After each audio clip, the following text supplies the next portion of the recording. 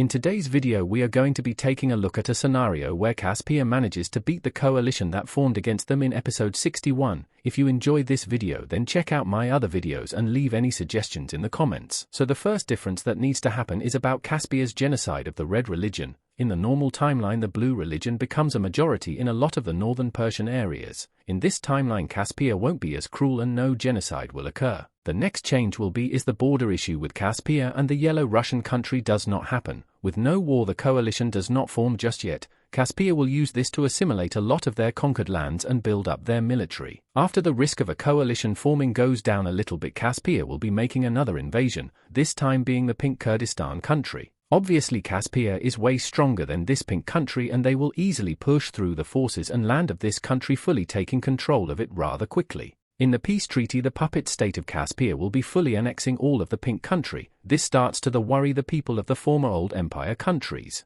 The next event will be Caspia invading the Caucasian country. However, with this invasion comes one thing and that's a new and strong hatred for the Caspian people in the former old empire states. While Caucasia will receive some money and military equipment from old Empyrean countries, they are no match for the Caspian military as they will easily push throughout the country. After occupying about half of it a peace treaty will be drawn. In the peace treaty about half of Caucasia will be taken by the green team, the northern half being fully annexed into Caspia while the lower half being annexed by their puppet state. However, after this invasion Caspia is a bit stuck. If they go and invade anyone else it is guaranteed a coalition will form against them and they know this. So before they go and risk their empire they will go and rig some elections. In the Holy Russian Empire the green team, the light blue country and the pink country are all having elections, with a fascist candidate and a communist candidate. With the rigging from Caspia and the Dutch Empire, each of these countries will convert into fascism. Additionally, this yellow Russian country will also have its government collapse with increased rebellions from the people, propped up by Caspian funding, leading this country to turn fascist. Another thing to note is there has been a lot of cooperation between the Caspian Empire and the Gold Team, both countries having a relatively strong hate for the Arabian and Mesopotamian people. Next up Caspia will be invading another Middle Eastern country, this time being the dark blue one. Obviously this will be a quick and easy invasion for Caspia, however the consequence for this is India issues a warning saying that if Caspia invades one more nation they will be forced to go to war. With this ultimatum Caspia will be forced to chill out and they will not invade any other countries. In this time they will continue to build up their military more and more while also beginning a large conscription effort across the nation. Caspia will stay mostly silent for the next few months as they keep quietly growing. However, after 8 months have passed we have to look at the Persian border where the Caspian army crosses the border and begins an invasion of Persia. India will quickly declare war on the Caspian Empire and begin mobilizing their forces to fight for democracy. On top of this they will be asking many other nations near Caspia to join to beat their fascist ideals. Countries that will join the war against Caspia will include the pink team, the dark blue country, Tibet, Afghanistan, the Caucasian country, the orange Anatolian country and the lime green Arabians, with many others also considering joining. The Caspians knew that these Middle Eastern countries were probably gonna join to get revenge for their fallen nation, so they had already had a large build-up of troops on the borders of some of these countries. This allows them to launch multiple offensives into these nations. On the eastern front they didn't expect the dark blue country to join, allowing them to push into Caspia. They did however expect the pink team to join in on this war, so they are able to begin invading them. With Tibet they just outclass the Caspian forces for now. Caspia will continue their invasion of Persia, successfully capturing multiple major cities and pushing back the Persian army further, this front becoming their main priority. The Caspians will push further into the blue and orange Anatolian countries while they will struggle a bit in Caucasia as they are once again being heavily supplied by countries in Turkey and also Greece. On the Eastern Asian front the Caspians and Tibetans will push each other back on their front. The dark blue country will almost get fully kicked out while Caspia also begins invading them. On the Persian front the Indian military will be able to push the Caspians back heavily in the northern and central parts of the front, but on the southern part it becomes mostly stalemated.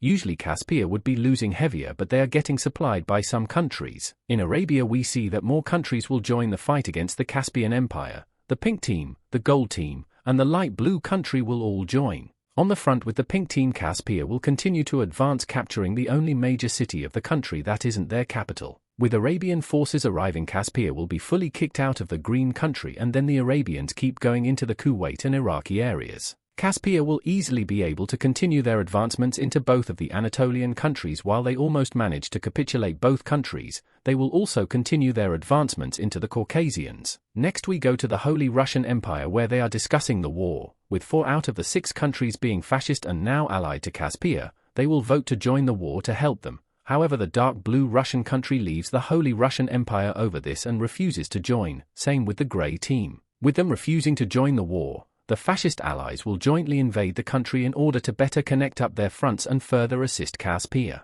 With the full Indian military arriving in Persia, the Caspians will quickly lose ground in the country as Persian and Indian troops begin invading Caspia. Afghanistan is also able to make a small incursion. However, on the eastern front, Caspia will make brilliant gains against Tibet as they almost fully push them out of their country, while on the dark blue team they get fully pushed out and begin losing a lot of ground. With some Russian forces being sent to the Turkish and Caucasian front, these 3 countries will be forced to surrender as the overwhelming forces of the fascist bloc is too much for them to handle. This next event will completely shift the war as the gold team and their fascist bloc will go to India and demand they pull out of the war or they will be forced to get involved. India will reluctantly decline this offer and the fascists of Africa join the war on the side of Caspia.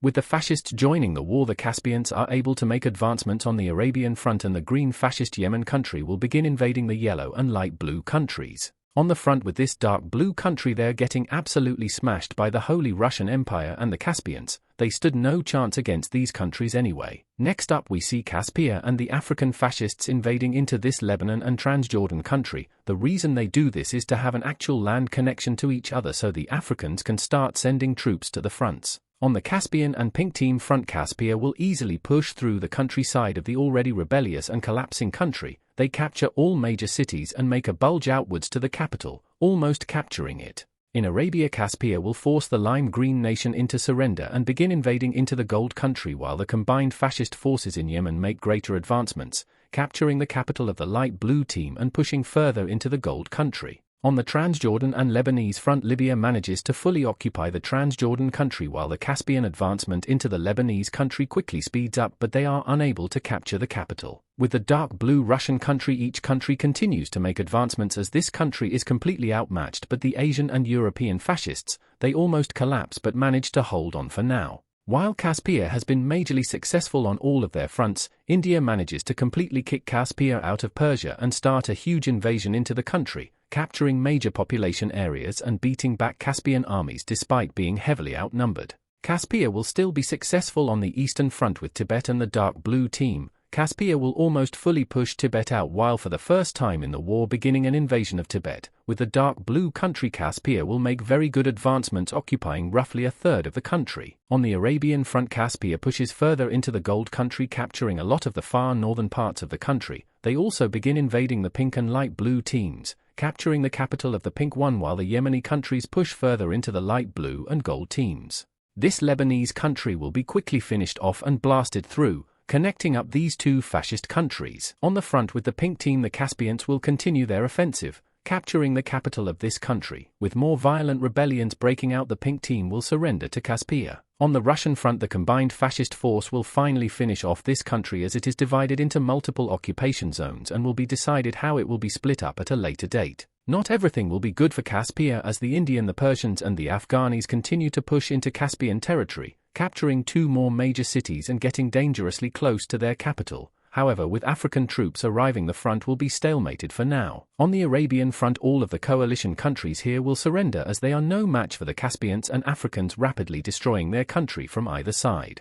On the eastern front, the Caspians will fully push Tibet out of their country while beginning a bigger invasion of the country, capturing 2 major cities while they capture about half of the dark blue nation, almost forcing them to surrender. With the arrival of more Russian and new fresh African troops, the Indians and Persians will be forced to retreat as they are quickly being pushed out of the country. Afghanistan is also pushed back a decent amount. The Caspians will easily blitz through the rest of the dark blue team, forcing them to surrender while they will continue advancing their front with Tibet as African forces arrive, leaving Tibet with no chance to push them back. The Persians will lose a lot of land in the north and southern parts of the front where they are fully kicked out in those areas as Caspia begins chasing these exhausted and weakened armies, attempting to capture them and kill them all. The Caspians will make brilliant advancements against Tibet as they begin a 2-pronged attack around the Tibetan capital, hoping to cut off the forces to capture them and force Tibet into surrendering, Caspia also begins a small incursion into Afghanistan. The Caspians continue to push into Afghanistan. They also nearly kick out the Indians and Persians from their country while they capture a lot of coastal and northern areas of the Persian country. The Caspians will successfully finish their encirclement.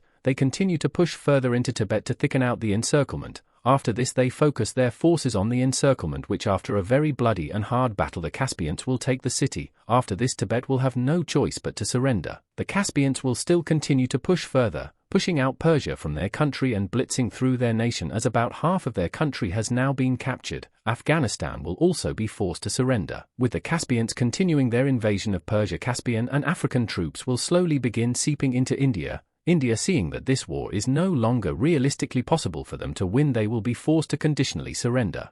Now we jump right into the peace treaty where we look at the northern Middle East. The Caspian puppet greatly expands as they annex the two Turkish countries while annexing the north of the Lebanon country and the south of the Caucasian country, the north going to Caspia. Libya will also annex Transjordan and the rest of Lebanon. For the southern Arabian part of the treaty we see Caspia fully annexing the Lime country while they set up a puppet state in the pink team and large portions of the gold and light blue countries. The gold team will annex some coastal land and Yemen will annex the rest. In Russia, every Russian fascist country and Caspia will annex a piece of the blue Russians while their government is forcefully changed into that of a fascist version, fully uniting the Holy Russian Empire under fascism, ignoring the grey team. Caspia will annex a large portion of the western and southern lands of the pink country while in the dark blue team they will only annex a couple of provinces as they don't have much interest in this land. Tibet will only lose about all of the western half of their country, including their capital city, but overall they don't really lose many populated areas as Caspia has no interest in stretching out to the east.